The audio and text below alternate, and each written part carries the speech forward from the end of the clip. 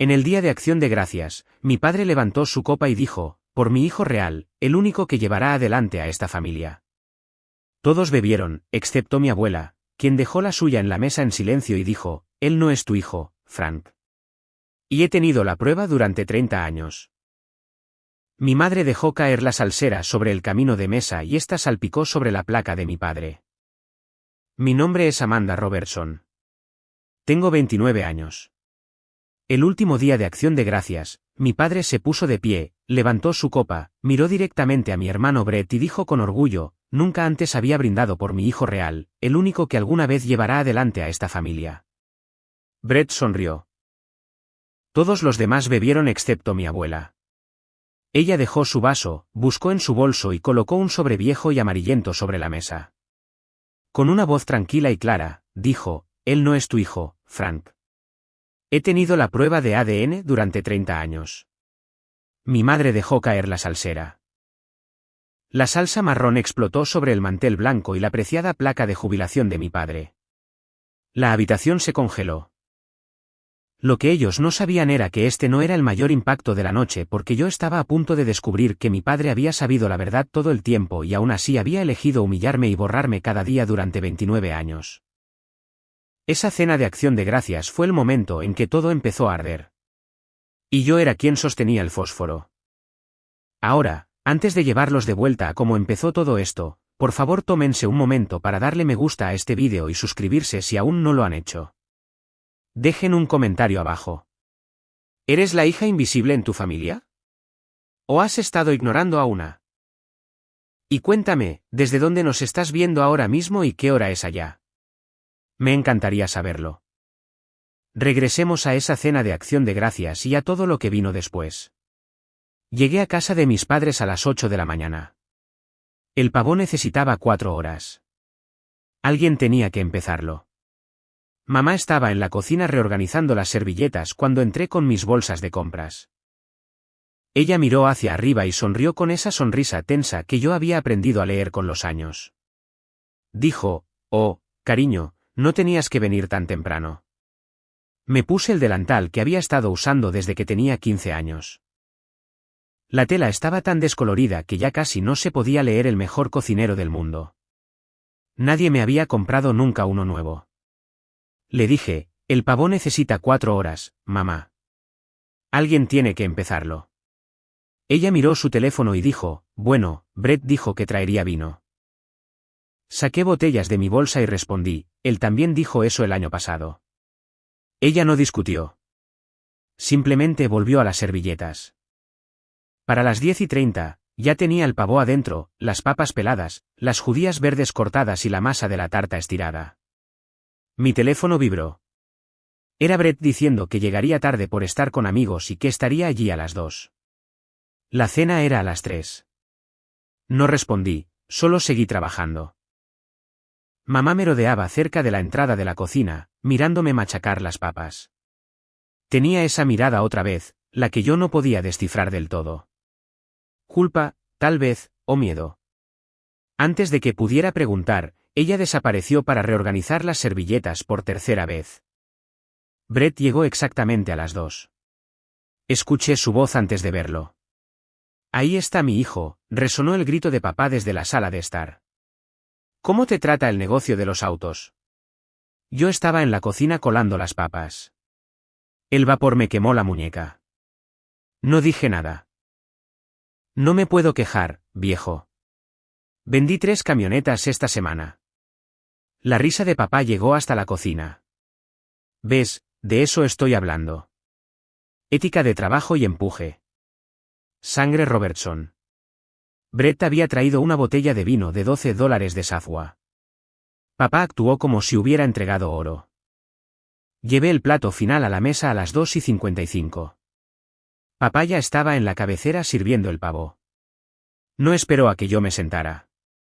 Muy bien, no esperemos para siempre. El pavo se está enfriando. Miró a Brett y preguntó, ¿carne blanca o oscura? Yo todavía estaba de pie y dije, solo necesito. Brett, ¿carne blanca o oscura? Me senté entre el tío Tim y la señora Chen. Era el asiento más alejado de mi padre, el mismo asiento que había tenido durante 7 años. Detrás de la silla de papá, su placa de jubilación estaba sobre el aparador. Decía, Bomberos y Rescate de Portland, 32 años de servicio. La luz de la lámpara se reflejaba en el marco de vidrio como un foco sobre un trono. La abuela Dorothy se sentó a la izquierda de papá. No había tocado su comida, solo observaba. Su bolso de cuero estaba en su regazo y ambas manos descansaban sobre él. Cuando crucé mi mirada con la suya, ella hizo un pequeño asentimiento. Durante la cena, papá le preguntó a Brett sobre el golf, sobre los números de ventas y sobre sus planes para el fin de semana. A mí me hizo una sola pregunta: ¿va bien la escuela? Le hablé sobre mis estudiantes ganando la competencia estatal de historia y que 3 de ellos irían a las nacionales. Él asintió sin mirarme. Brett, ¿no tiraste menos de 90 el fin de semana pasado? Sí, finalmente lo logré. He estado trabajando en mi técnica. Papá radiaba orgullo y dijo, ese es mi chico. La dedicación rinde frutos. Mi mano apretó el tenedor durante exactamente 2 segundos. Luego lo solté por memoria muscular. La tía Carol intentó hablar conmigo sobre mi tesis de maestría, pero papá intervino con una historia sobre Brett. Mamá observaba cómo sucedía esto. Su rostro estaba tenso. Apenas comió. Cuando alcanzó su copa de vino, su mano tembló. Llegó el postre. Era mi tarta de calabaza y el helado comprado en la tienda de Brett. Gran elección, hijo, dijo papá. Luego papá se puso de pie y golpeó su copa de vino con un cuchillo, el mismo ritual que había hecho cada acción de gracias desde que tengo memoria. El reloj de pie en el pasillo marcaba los segundos más fuerte que nunca. Antes de terminar aquí, quiero decir algo. La voz de papá tenía un tono cortante. Reconocí la determinación. He estado pensando mucho en esto últimamente. Sobre el legado. Sobre lo que dejamos atrás. Miró directamente a Brett. Por mi hijo real, el único que alguna vez llevará a esta familia hacia adelante. Por Brett. El silencio duró exactamente 1 segundo y medio. Todos buscaron sus copas excepto la abuela. Ella dejó la suya con un suave clic y buscó en su bolso. Mi estómago se hundió antes de que supiera por qué. El sobre era viejo. De color manila, amarillento en los bordes con una etiqueta desgastada en la esquina, Laboratorio de Genética del Pacífico Noroeste, marzo de 1995. La abuela lo colocó junto a la salsa de arándanos. Él no es tu hijo, Frank. Su voz era firme y tranquila, el mismo tono que había usado enseñando inglés durante 38 años. Y he tenido la prueba de ADN durante 30 años. Empujó el sobre hacia mi padre. Hice que analizaran el cabello de Brett cuando tenía 19 meses. Ese sobre ha estado en mi caja de seguridad desde marzo de 1995. Estaba esperando a que dijeras algo exactamente así de cruel frente a testigos. La habitación quedó en silencio. Papá se quedó mirando el sobre. Su rostro pasó por la confusión, luego la ira y luego algo que parecía miedo. Todo en unos 2 segundos. Mamá se levantó tan rápido que su silla se volcó hacia atrás y chocó contra el aparador. La salsera se le resbaló de las manos a mitad del servicio. El vidrio se hizo añicos contra la placa de jubilación de papá. La salsa marrón explotó sobre el mantel blanco, empapando el lino y goteando sobre la alfombra. Dorothy, por favor, la voz de mamá se quebró. Siéntate, Ellen, la abuela no levantó la voz.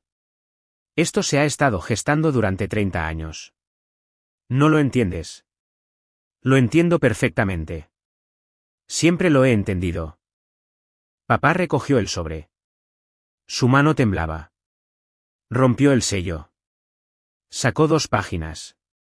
Papel con membrete oficial y resaltado amarillo. Pude verlo desde el otro lado de la mesa, probabilidad de paternidad 0,00%. El rostro de papá se quedó sin color. Miró a Brett, luego a mamá y volvió al papel. Esto es. Su voz salió entrecortada. ¿Cuándo? ¿Cómo? Tomé una muestra de cabello de su cepillo cuando lo cuidé en marzo de 1995. Las manos de la abuela estaban cruzadas sobre la mesa, completamente tranquila. No eras su padre entonces. No eres su padre ahora. Papá se volvió hacia mamá. ¿Es esto cierto? Mamá estaba llorando y no podía hablar. ¿Lo sabías? Papá miró a Brett ahora. Brett se quedó completamente inmóvil, mirando el sobre con la misma expresión en blanco que tuvo cuando su esposa le entregó los papeles del divorcio. No sabía nada, dijo Brett en voz baja. Observé cómo sucedía todo esto, sin hablar, solo procesando. 29 años, cada desprecio, cada comparación, cada vez que alababa a Brett te ignoraba a mí. El hijo real, la casa de huéspedes, los rescates financieros, mis préstamos estudiantiles que él rechazó, mi título de maestría que nunca reconoció. Todo por un hijo que ni siquiera era suyo. Las palabras salieron antes de que pudiera detenerlas, en un tono bajo, casi para mí misma. Lo elegiste a él cada vez. Cada maldita vez. Y ni siquiera era tuyo. Papá no me miró. Amanda, ahora no. Entonces, ¿cuándo, papá? Mi voz era firme y me sorprendió. ¿Cuándo planeabas notarme? Después de que yo tuviera hijos a los que también pudieras ignorar. La abuela me miraba. Algo en su expresión era a la vez orgulloso y triste. Ella asintió levemente como si estuviera diciendo, ahora lo ves. Brett se levantó y se fue sin decir una palabra. El sonido de su camioneta arrancando llenó el silencio. Mamá corrió escaleras arriba. Una puerta se cerró de golpe. Papá todavía sostenía el papel, mirando a la abuela como si ella hubiera cometido un asesinato. ¿Por qué harías esto? Su voz temblaba. ¿Por qué ahora? ¿Por qué aquí? ¿Por qué has pasado 30 años adorando al hijo equivocado e ignorando a la correcta? Porque Amanda merecía testigos. Porque necesitabas que te detuvieran. Has destruido esta familia. No, Frank, la abuela cerró su bolso. Tú hiciste eso cuando elegiste tu ego por encima de tu hija. El señor Chen se aclaró la garganta y dijo, probablemente deberíamos. Se fueron. La tía Carol y el tío Tim los siguieron. El llanto de mamá venía del piso de arriba. El reloj de pie seguía marcando el tiempo. Me quedé sentada muy quieta, sin llorar, sin irme, solo observando y grabando todo en mi cabeza porque sabía algo que ellos no sabían. Este no era el final de la historia. Esto era solo el comienzo. Necesito que entiendan algo. Esto no era nuevo. Tenía 8 años la primera vez que me di cuenta de que era invisible. Había practicado piano durante 3 meses. Beethoven. Mis dedos eran pequeños y las teclas eran duras, y practiqué hasta que me dolieron las muñecas. Mi recital era un sábado a las 2. Brett tenía un juego de las ligas menores al mismo tiempo, a mitad de temporada. Su equipo estaba en una racha de derrotas. El juego no importaba. Papá prometió que estaría en mi recital. Eligió el juego. Toqué para una audiencia de extraños, mi mamá, mi abuela y una silla vacía en la primera fila donde debería haber estado mi padre. Después, le mostré mi certificado de actuación sobresaliente. Él lo miró por quizás 3 segundos. Estoy seguro de que lo hiciste genial, dulzura. Brett bateó un doble hoy. Un doble. La voz de la abuela fue baja, ella tocó hermosamente, Frank. Deberías haber estado allí. No puedo estar en 2 lugares, mamá. El certificado terminó en el mostrador de la cocina, luego en un cajón. La abuela lo enmarcó. Todavía cuelga en su casa. Esa noche, escuché a papá por teléfono con el tío Tim diciendo, sí, Brett tiene un potencial real. El chico es un atleta natural. Tenía 12 años cuando traje a casa calificaciones excelentes. En cada periodo, cuadro de honor. Brett tenía 15 años y obtenía calificaciones mediocres. Fue suspendido una semana por pelear. Papá le compró a Brett una nueva consola de juegos para mantenerlo ocupado. Le dijo a mamá que era una salida para su energía. Yo recibí un distraído, buen trabajo, sin que papá levantara la vista de su periódico. Frank, mira el boletín de Amanda, intentó mamá. Todo excelente otra vez. Él apenas miró. Eso es lo que se supone que debe hacer. La escuela es fácil para algunos niños. Luego, sobre Brett dijo, él solo está pasando por una fase. Demasiada energía. Necesita una salida. Escuché que le decía al vecino, Brett es difícil de manejar, pero así son los niños. Amanda, ella es fácil. Nunca tienes que preocuparte por ella. Dejé de intentar llamar su atención después de eso. Empecé a intentar demostrar que no la necesitaba. No funcionó. Cuando tenía 17 años, solicité ingreso a las universidades con un promedio de 3,9 y un puntaje excelente en los exámenes. La Universidad Estatal de Portland me aceptó con una beca parcial. Necesitaba $8,000 al año para el resto. Papá, si pudieras ayudarme con tan solo $3,000 al año, podría evitar el monto total del préstamo. Amanda, eres inteligente. Lo resolverás. Los préstamos estudiantiles son normales. Enseñan responsabilidad. 3 meses después, Brett abandonó la universidad comunitaria tras reprobar 3 clases. Papá pagó su deuda de tarjeta de crédito de $4,000. Cometió errores. Es joven. No voy a dejar que mi hijo se ahogue en deudas antes de haber empezado la vida. Firmé los papeles del préstamo con las manos temblorosas. $32,000 en 4 años. Papá nunca preguntó por mis notas ni por mi fecha de graduación. Nada. La abuela se ofreció a ayudar. Me negué. Quería demostrar que podía hacerlo sola. No deberías tener que demostrar nada, cariño, dijo ella. Pero lo hice. Pasé 4 años intentando demostrarlo. En mayo de 2018, me gradué con honores summa cum laude. La ceremonia era a las 2 de un sábado. Brett tenía planes en Seattle, un viaje de fin de semana casual con amigos. Ya había comprado los boletos. No podemos esperar que Brett cambie sus planes, dijo papá cuando llamé. Te llevaremos a cenar el próximo fin de semana para celebrar. Es mi graduación universitaria, papá. Y estamos muy orgullosos, pero no es como si no fueras a graduarte solo porque no estemos allí. La abuela vino. Grabó todo el evento. Lloró cuando llamaron mi nombre. En el vídeo, se pueden ver 2 asientos vacíos en la multitud detrás de mí. Esa cena nunca ocurrió. Publiqué mi foto de graduación en Facebook y etiqueté a ambos padres. Papá le dio me gusta a todas las fotos de Brett en Seattle. Nunca le dio me gusta a las mías. 2 años después, terminé mi maestría durante un programa en línea mientras enseñaba a tiempo completo. Terminé mi maestría, papá. Me gradué con distinción. Bueno, siempre fuiste buena en la escuela. Esa es tu habilidad.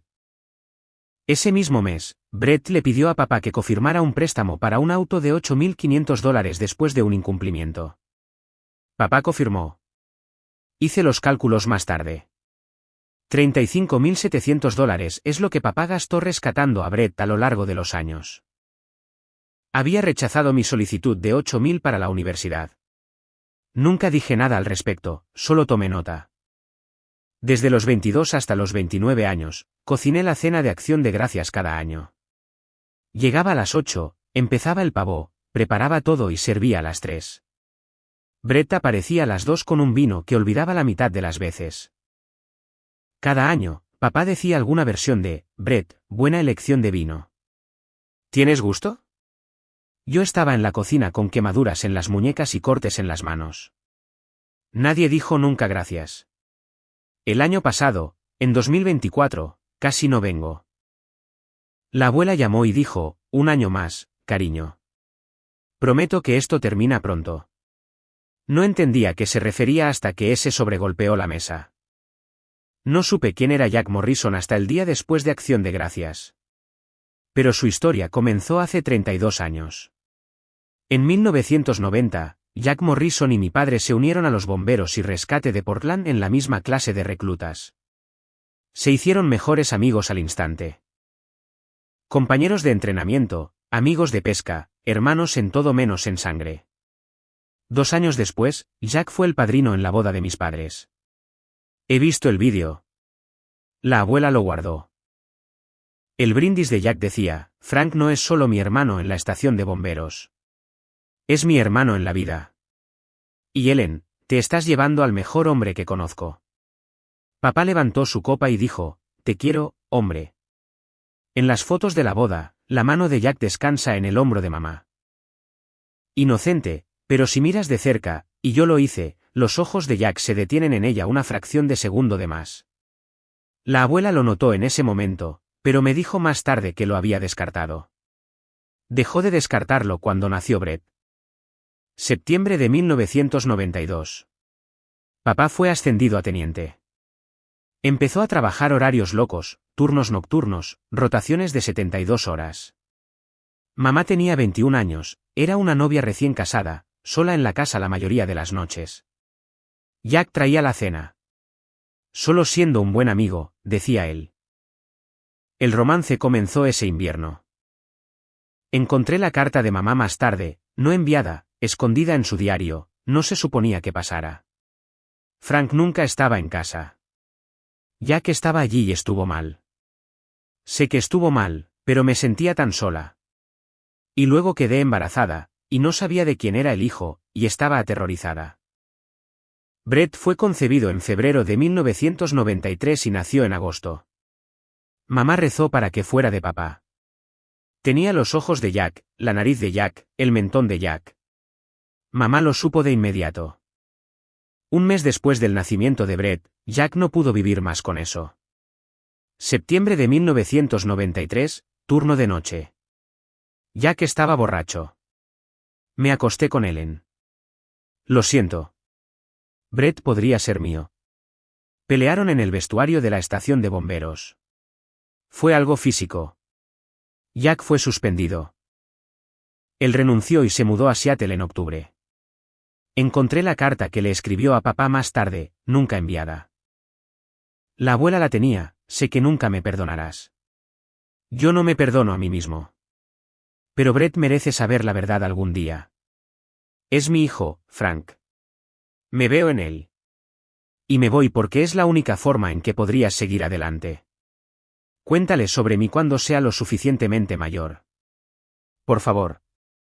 Papá nunca se lo dijo a Brett. Nunca volvió a mencionar el nombre de Jack.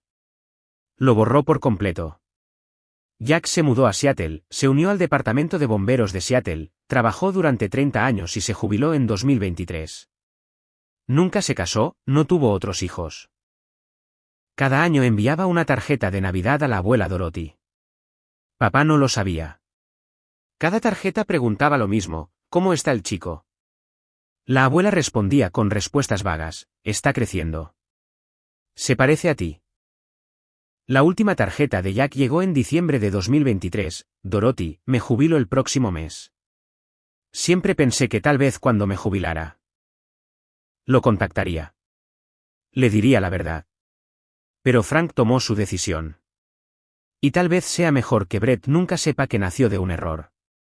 Dime que es feliz. Incluso si es mentira, dime que es feliz. 7 meses después, Jack Morrison murió en un accidente de senderismo en North Cascades, solo, a los 56 años. Su primo liquidó su pequeña herencia y encontró una caja marcada como Portland. Dentro había fotos de Brett impresas de Facebook. Jack había estado observando.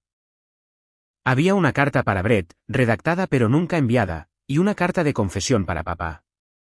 El primo envió todo por correo a Dorothy Robertson, la dirección de remitente de todas esas tarjetas de Navidad. La abuela recibió la caja en agosto de 2024, 3 meses antes de Acción de Gracias.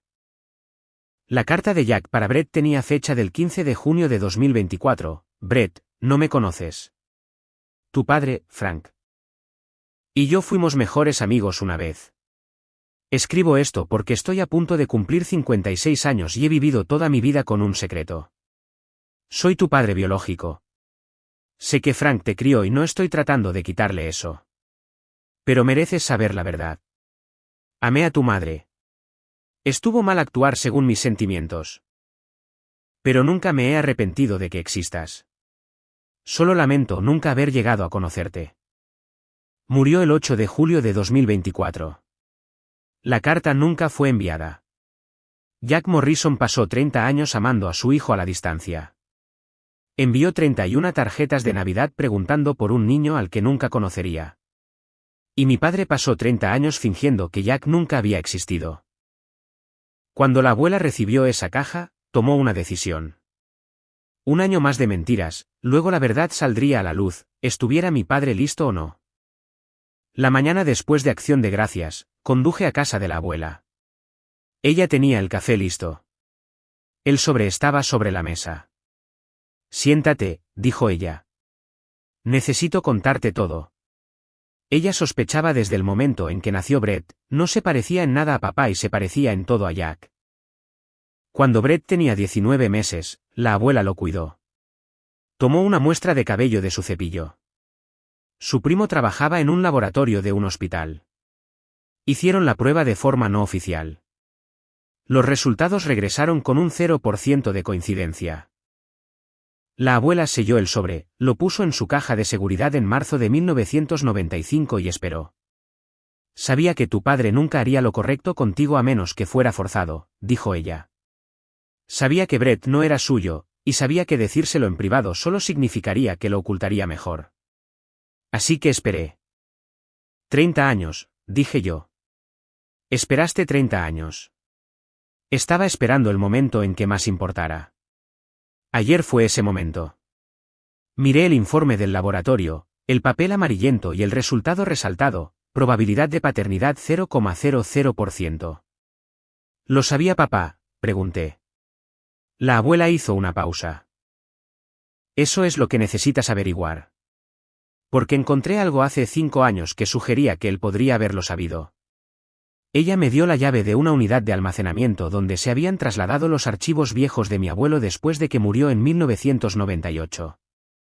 El sábado por la mañana, conduje a las instalaciones. La unidad olía a polvo y papel viejo. Cajas etiquetadas por año bordeaban las paredes. Encontré la marcada como registros financieros y recibos de 1995 a 1996, y otro sobre Manila de un laboratorio diferente, Laboratorio de Genética Cascade, 18 de abril de 1995. Temblé mientras lo abría. Cliente, Frank Robertson. Sujeto, Brett Robertson, 20 meses de edad. Paternidad excluida, 0,00% de probabilidad. Un recibo de tarjeta de crédito estaba engrapado al informe. Papá había pagado $385 en efectivo. Había una nota con su letra, Ellen no lo sabe. Yo sí. Guardando esto como seguro. Llamé a la abuela desde el estacionamiento. Encontré otra prueba. El nombre de papá está en ella. ¿Cuál es la fecha? 18 de abril de 1995. Un mes después de la tuya. Un largo silencio siguió. Así que lo sabía, dijo la abuela en voz baja. Lo has sabido durante 30 años. Regresé a la unidad de almacenamiento. En la misma caja había un sobreetiquetado como correspondencia de Jack Morrison de 1993. La carta de confesión de Jack y la respuesta de papá, redactada pero nunca enviada. Lo criaré como mío para demostrar que no ganaste. Ellen me pertenece. El niño llevará mi nombre. Tú puedes vivir con lo que hiciste. Yo viviré con el conocimiento de que cada día elijo ser su padre. Y tú elegiste irte. La letra era agresiva con palabras subrayadas, demostrar que no ganaste. Esto no se trataba de amor. Se trataba de ego. El lunes por la tarde, fui a casa de mis padres. Ellos no estaban. Nunca había revisado la oficina de papá antes, nunca tuve una razón. Ahora la tenía. La escritura de propiedad estaba en el segundo cajón, fechada recientemente el 12 de octubre de 2025, tras mi muerte, la propiedad ubicada en el 4782 de la calle Maple se transferirá en su totalidad a mi hijo. Brett Robertson. Todos los activos restantes se dividirán por igual entre Ellen Robertson, cónyuge, y Brett Robertson, hijo. No hay otros herederos. Mi nombre no aparecía en ninguna parte. La casa valía $890.000 según la tasación adjunta. Papá tenía una cita programada con un abogado el 15 de diciembre de 2025, 2 semanas después de Acción de Gracias. Había estado planeando finalizarlo sin decírmelo. Tomé fotos de todo. En el ático, encontré álbumes de fotos de 1993 con imágenes que nunca había visto. Jack cargando al recién nacido Brett. El parecido era innegable, misma nariz, mismas orejas, mismo mentón. Una foto de papá cargando a Brett a los 2 años, después de que lo supo, con una sonrisa forzada, postura rígida y un agarre posesivo en el hombro de Brett. La foto familiar de Navidad de 1995, Brett con 2 años, yo con 9 meses. La mano de papá en el hombro de Brett, yo en los brazos de mamá. Papá no me estaba mirando. Incluso en la foto, yo era invisible. El martes por la noche, regresé una vez más. Mamá estaba fuera. Papá estaba en una función de jubilación. Encontré el diario de mamá debajo del colchón. Agosto de 1993, Brett está aquí. Es hermoso y se parece a Jack. Estoy aterrorizada de que Frank lo vea. Mayo de 1995, Frank ha estado distante con Brett últimamente. Creo que lo sabe, pero no ha dicho nada. Junio de 2018, después de saltarse mi graduación, le dije a Frank que deberíamos ir a la graduación de Amanda. Él dijo que el viaje de Brett ya estaba planeado. No insistí. Nunca insisto. Renuncié a mi derecho a luchar cuando lo traicioné. Así que Amanda paga el precio. Y me odio a mí misma por dejar que suceda. Abril de 1996, yo era una recién nacida, pensé que tener una hija real de Frank arreglaría las cosas, pero él apenas la mira. Me está castigando a través de nuestra hija, y no sé cómo detenerlo. Luego fui a casa e hice una lista. Prueba de ADN de la abuela, marzo de 1995. Brett, 19 meses. Prueba de ADN de papá, abril de 1995. Brett, 20 meses. Nota de papá, Ellen no lo sabe. Yo sí. Seguro. Borrador de la carta de papá, demostrar que no ganaste. Escritura de propiedad de octubre de 2025, todo para Brett. Toda mi vida papá lo había sabido y había elegido a Brett de todos modos. No por amor, no por nobleza, sino por ego. Tenía 29 años. Había pasado toda mi vida intentando ganar algo que nunca estuvo disponible porque yo no era el premio, yo era el recordatorio de que los premios no importan si no son reales. El miércoles por la tarde, me senté en la sala de la abuela. Ella había preparado té, pero no bebió el suyo. Necesito decirte por qué esperé, dijo ella.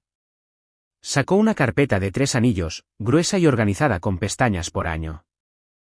Dentro había correos electrónicos impresos, registros financieros que papá no sabía que ella había copiado, fotos y transcripciones de conversaciones que ella había grabado en su teléfono. Te vi crecer invisible, Amanda. Cada cumpleaños que él olvidó, cada logro que despreció. Cada vez que Brett fallaba y era recompensado mientras tú tenías éxito y eras ignorada, lo documenté todo. Pasó las páginas de mi infancia entera catalogada por un observador externo. Esa prueba de ADN fue solo el titular, dijo ella. Tengo 30 años de recibos. Miré su calendario, Acción de Gracias de 2025 marcado en rojo con una nota de su puño y letra, si lo hace de nuevo este año, aprieto el gatillo. Estabas construyendo un caso, dije yo. Estaba esperando el juicio. Ella explicó su estrategia. Si hubiera revelado la verdad en 1995, papá podría haberse divorciado de mamá y haberse enfocado en mí por orgullo herido. Podría haber jugado a ser la víctima diciendo, mi esposa me engañó, estoy criando al hijo de otro hombre por nobleza. La gente habría simpatizado. Entonces habría esperado otro año, o 5 o 10. Soy paciente, cariño, y yo no soy la que tenía algo que perder. Me contó sobre el hallazgo de la prueba de papá en el verano de 2020. Limpiando la unidad de almacenamiento, encontró una caja de papeles viejos de papá que el abuelo había guardado. El sobre estaba adentro. Cuando vi su prueba, lloré, dijo ella. No porque Brett no fuera su hijo, eso lo sabía desde hacía 25 años. sino porque Frank lo había sabido y había elegido favorecer a Brett de todos modos. Había tomado una foto de la prueba de papá antes de volver a guardarla. Seguro. Casi te lo digo, en 2020, acababas de terminar tu maestría. Estabas tan orgullosa y él ni siquiera llamó. Pero necesitaba que él se condenara a sí mismo primero. Luego me habló de Jack, de los 31 años de tarjetas de Navidad preguntando por Brett. Luego me habló de su testamento. Ya lo había firmado el 1 de diciembre de 2025. Toda su herencia, la casa valorada en $420.000 y ahorros por $180.000, un total de $600.000, eran para mí. Frank recibiría $1. Cría un hijo que valoró el ego sobre el amor, dijo ella. No recompensaré eso. Tú eres mi legado. Eres de lo que estoy orgullosa. Abuela, no tienes que hacerlo. Sí, tengo que hacerlo. Porque él no te dejará nada. Y me condenaré antes de dejar que él te borre del futuro de esta familia de la forma en que intentó borrarte de su presente. Papá llamó 14 veces en 6 días. No respondí. El 2 de diciembre se presentó en mi apartamento. No abrí la puerta. Sus mensajes empezaron a llegar: necesitamos hablar como adultos. Tu abuela está intentando destruir esta familia. Yo crié a Brett. La biología no importa. Respondí una vez: lo sabías. Encontré tu prueba de 1995. Lo supiste durante 30 años y lo elegiste a él sobre mí de todos modos. No volvió a enviarme mensajes. Mamá se fue el 6 de diciembre. La tía Carol me dijo más tarde que había escuchado la pelea a través de las paredes. Sabías que no era tuyo y torturaste a Amanda por eso, había gritado mamá. Castigaste a nuestra hija porque no podías castigarme a mí. Le di mi nombre. Lo crié. Y así es como me lo agradecen. No mantuviste unida a esta familia, Frank. La usaste como un arma. Y Amanda era tu objetivo. Mamá se mudó con la tía Carol. Se llevó solo su ropa y dejó su anillo de bodas en la cómoda. Brett me llamó el 10 de diciembre. Necesito entender qué pasó. ¿Podemos hablar? Nos reunimos en una cafetería, territorio neutral. Se veía terrible. No se había afeitado y había perdido peso. Tenía ojeras oscuras. No sé quién soy, dijo. Sus manos temblaban alrededor de la taza de café. Y hay más. ¿Quieres verlo? Él asintió. Mientras mi familia se fracturaba, el mundo de papá se colapsaba de otras formas. La comunidad de bomberos de Portland es muy unida. El señor Chen había estado en la cena y el rumor se corrió. Pero trató a su hija real como. ¿Recuerdan a Jack Morrison? Dicen que era su hijo. Frank echó a Jack por eso en el 93. Frank ha estado viviendo una mentira por 30 años. Me siento mal por la hija. Los amigos de papá dejaron de invitarlo a jugar póker. El comité de planificación de la reunión llamó para decirle que lo retirarían del grupo dadas las circunstancias recientes. Él no discutió. Lo borró. Merecías algo mejor. Lo borró. No sé cómo arreglar esto. No envió nada. Solo dejó el teléfono y se sentó solo en la oscuridad. El 13 de diciembre, tomé una decisión. Le envié un mensaje a papá, casa de la abuela. Lunes 2 de la tarde. Tengo preguntas. Tienes una oportunidad para responder honestamente. Después de esto, terminamos. Él respondió de inmediato: estaré allí. Gracias por darme una oportunidad de explicar. No respondí. No había nada que agradecer. Pasé el domingo preparándome, imprimí todo y lo organicé cronológicamente: la prueba de ADN de papá, la escritura de propiedad, registros financieros, comparaciones de fotos, fragmentos del diario de Ellen y documentos de la línea de tiempo.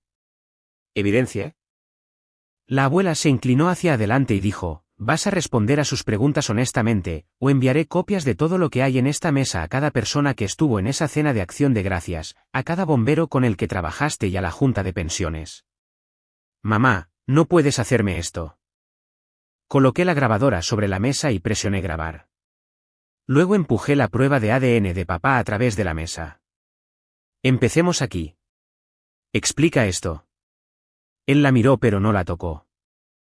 Pagaste $385 en efectivo por esta prueba el 18 de abril de 1995. Brett tenía 20 meses. Los resultados regresaron con un 0% de probabilidad de que seas su padre. Mantuviste esto oculto durante 30 años. ¿Es correcto? Amanda, tienes que entender el contexto. Entiendo perfectamente. ¿Sí o no? ¿Sabías que Brett no era tu hijo biológico? Silencio. ¿Sí o no, papá? Sí, su voz era baja. Lo sabía.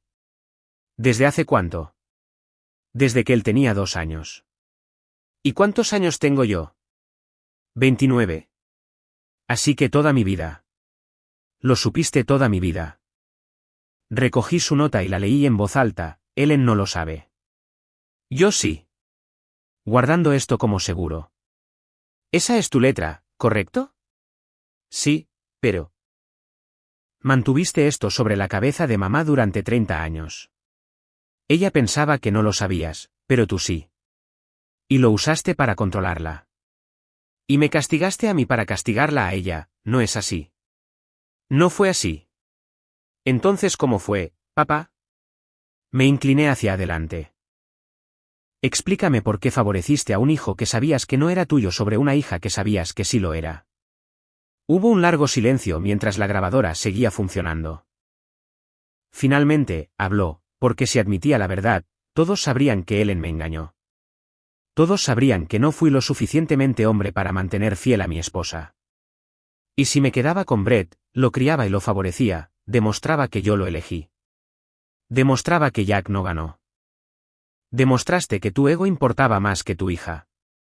Él empezó a llorar con la cabeza entre las manos. Lo siento. Sé que te fallé. Sé que no puedo arreglarlo, pero lo siento. Sentirlo no es suficiente. Lo siento, no me devuelve 29 años. Deslicé la escritura de propiedad por la mesa. Planeabas dejarle todo a Brett, la casa, el dinero, todo. Yo no habría recibido ni un centavo. Con fecha de octubre de 2025, un mes antes de Acción de Gracias. Ibas a borrarme por completo. Pensé que Brett lo necesitaba más. Él tuvo dificultades porque tú lo permitiste. Lo rescataste de cada error mientras yo pagaba $32.000 en préstamos estudiantiles que te negaste a ayudar a pagar. Saqué la calculadora y escribí los números: rescates de Brett, $35.700. Ayuda para Amanda, 0. Le pasé el papel. Esto es lo que yo valía para ti. 0. ¿Qué quieres de mí? Me puse de pie. Vine aquí por una razón, para mirarte a los ojos y decirte que lo sé. Sé que lo sabías. Sé que elegiste esto. Lo sé. Cada vez que me ignoraste, cada vez que elogiaste a Brett, cada vez que te negaste a ayudarme, estabas tomando una decisión. Recogí la carpeta y la grabadora. Y nunca te perdonaré por ello. No porque sea amargada, sino porque no mereces el perdón. Mereces vivir solo con lo que hiciste. Amanda, por favor. Mi nombre es Amanda Robertson. Tengo una maestría. Enseño historia a niños que me recordarán. Construí una vida sin ti y seguiré construyéndola sin ti. Caminé hacia la puerta y dije, hemos terminado aquí. No miré atrás. La abuela me siguió. La puerta se cerró. Papá se quedó sentado solo en la mesa, rodeado de 30 años de evidencia, 30 años de elecciones, 30 años de mentiras y nadie más a quien culpar sino a sí mismo. El 16 de diciembre me reuní con Brett nuevamente. Traje la caja de Jack. Esta es la historia de tu padre biológico. Creo que deberías saber quién era. Brett abrió las cartas y leyó lentamente la confesión de Jack, sus tarjetas de Navidad y su carta final para Brett, redactada y nunca enviada: no me conoces, pero eres mi hijo. Te he amado a la distancia durante 30 años. Lamento nunca haber llegado a conocerte. Brett lloró. Fue la primera vez que lo vi verdaderamente vulnerable.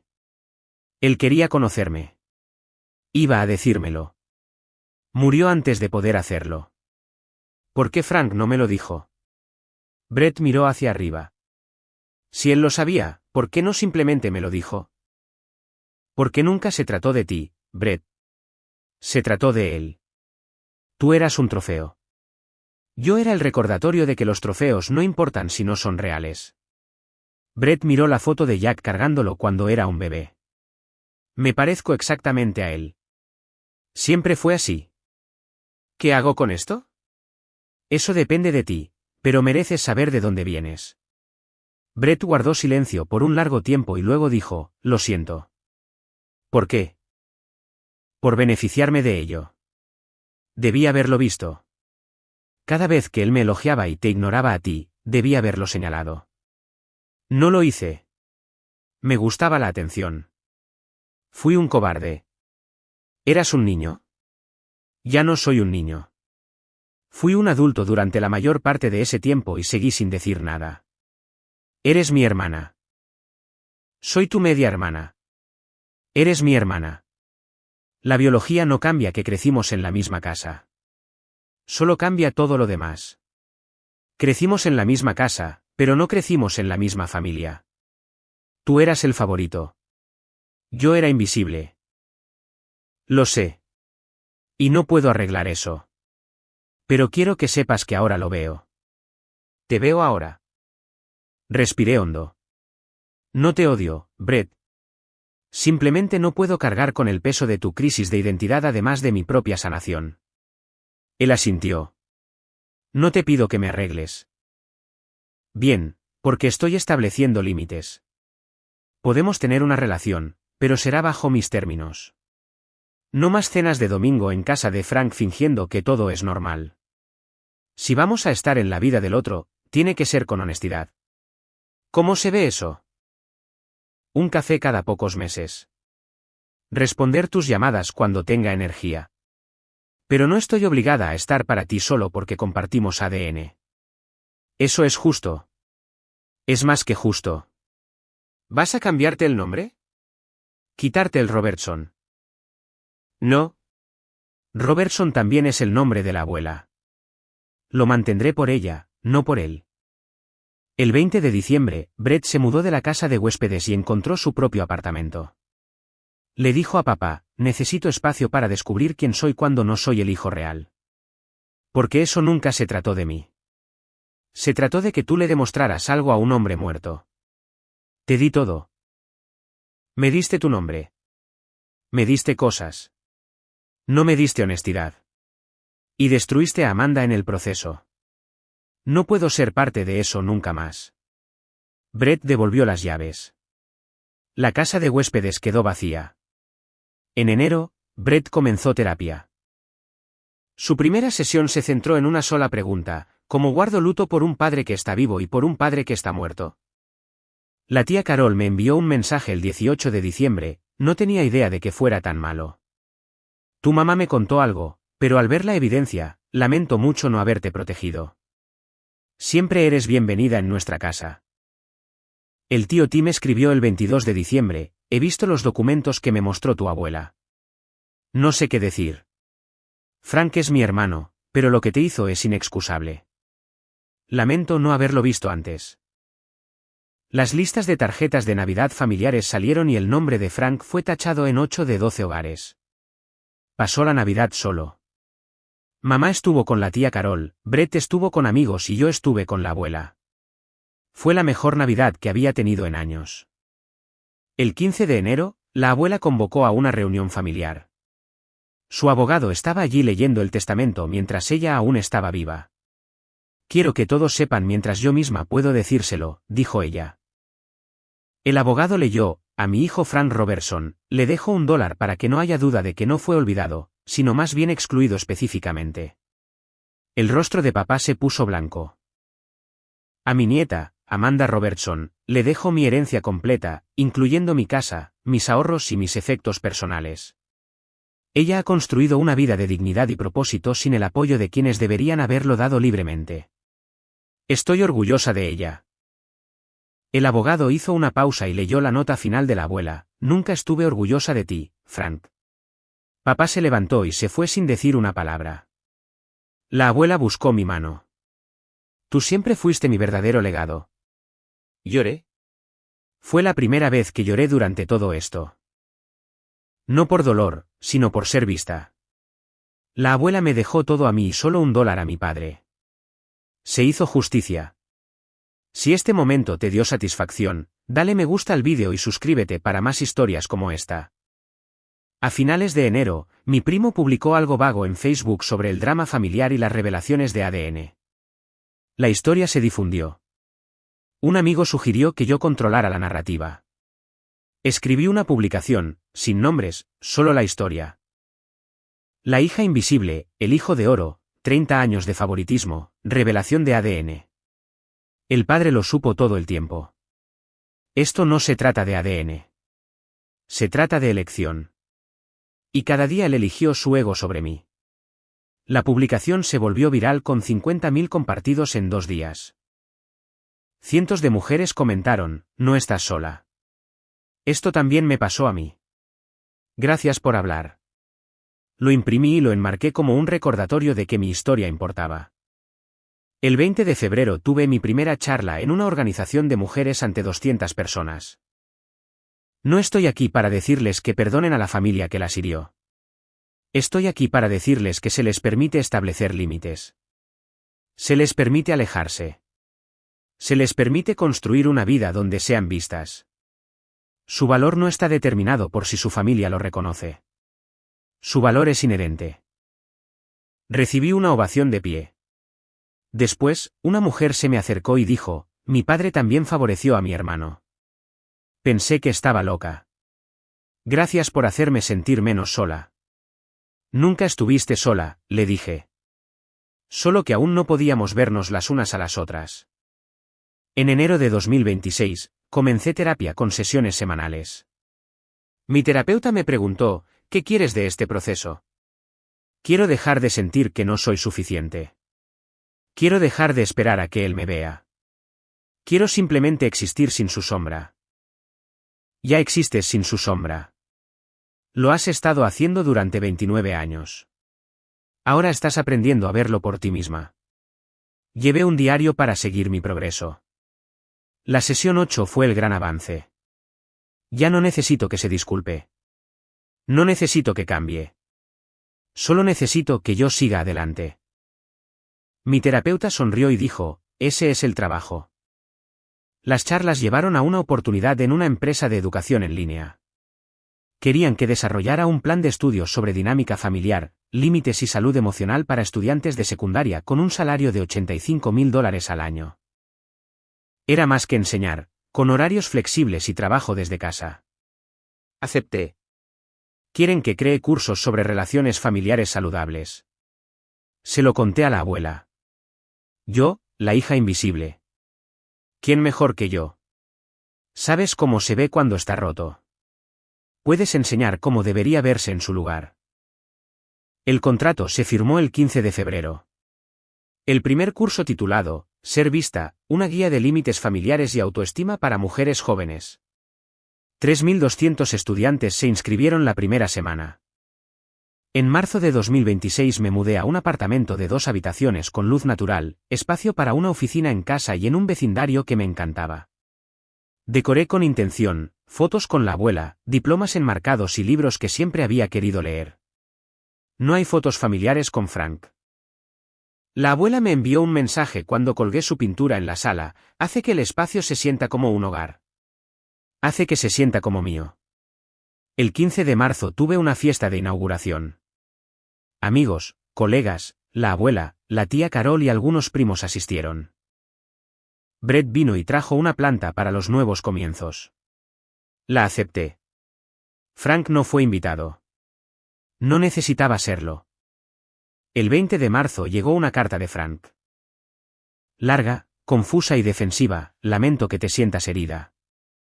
Tienes que entender que estaba tratando de mantener unida a la familia. Tomé decisiones que pensé que eran correctas en ese momento. Te pido que me perdones y me des una oportunidad de ser el padre que mereces. La leí una vez y la guardé en una carpeta etiquetada como Frank. Se lo conté a mi terapeuta. Él todavía no lo entiende, y eso está bien. Ya no necesito que lo entienda. ¿Quieres responder? No.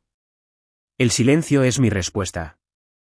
Él ya no tiene acceso a mí, ni siquiera para defenderse.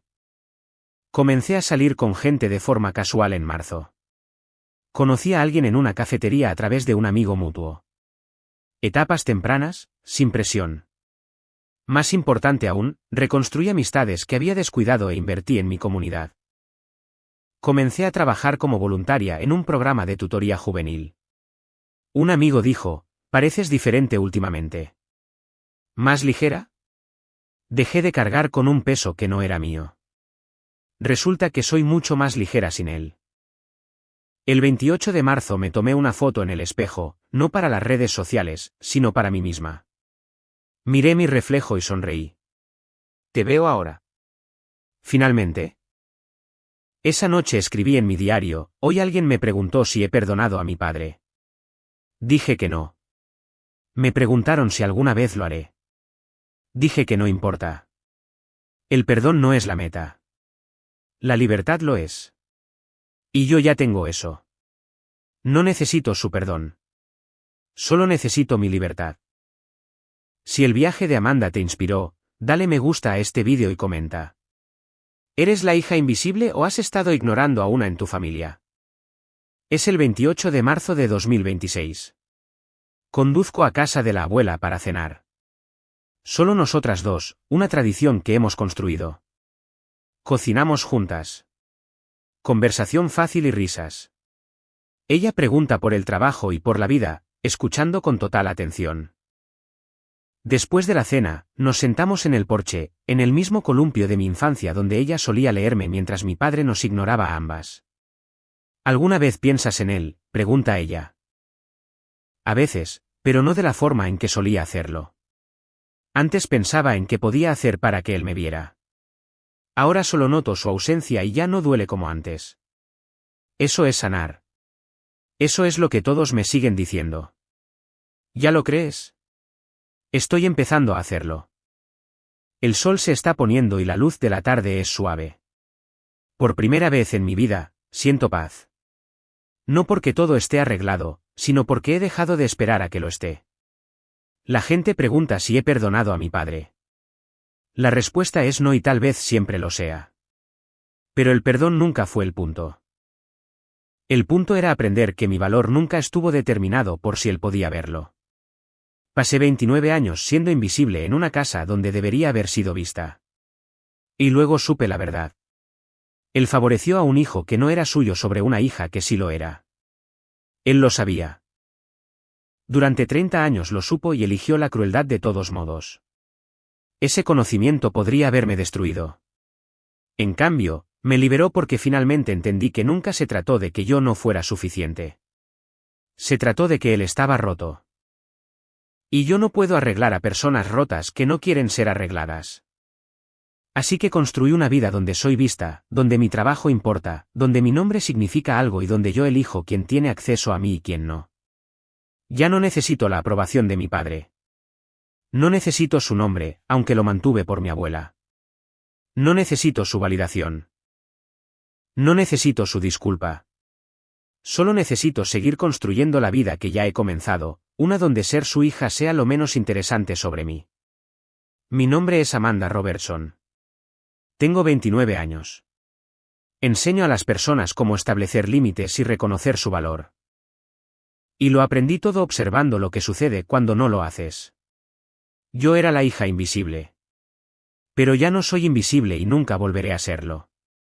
Si esta historia te hizo sentir vista, por favor dale me gusta al vídeo, suscríbete y deja un comentario abajo. ¿Eres la Amanda de tu familia o has sido tú quien la ha ignorado? Leo cada comentario. Gracias por ver y nos vemos en la próxima historia.